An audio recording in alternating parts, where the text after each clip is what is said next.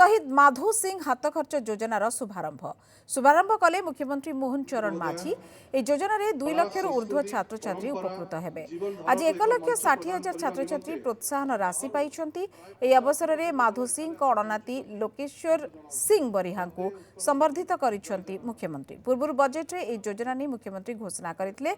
दशम एवं द्वादश छात्र छात्री ए सुविधा पाइबे। अनुसूचित जाति जनजाति छात्र छात्री ए सुविधा पाई परिबे।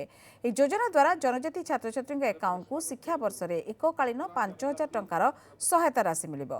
भुवनेश्वर आदिवासी मेला उद्घाटन अवसर में मुख्यमंत्री एही योजनार शुभारंभ करिसेंति। मैडम अपराजिता षडंगी महोदय आम शिक्षा को सुदृढ़ प्रसारी करने निमंते भित्तिभूमि को मध्य सुदृढ़ करुछु।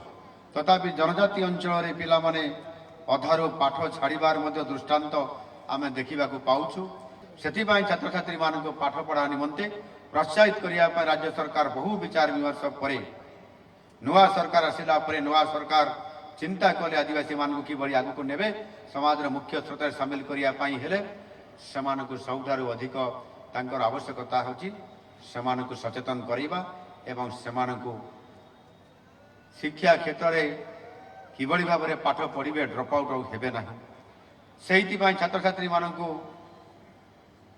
प्रोत्साहित करने राज्य सरकार बहु विचार विमर्श करके आज ये योजनाटी शुभारंभ करिछन्ति।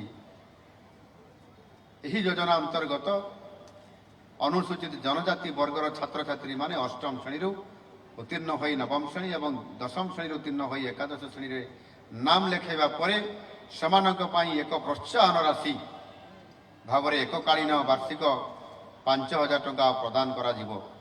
जहाँकि आज शुभारंभ समय मध्य वर्तमान विभिन्न जिलू आसीथिबा आमर किछि छात्र छात्री मानकु मध्य ये टंका आज आम आपण सामने आम प्रदान करलु।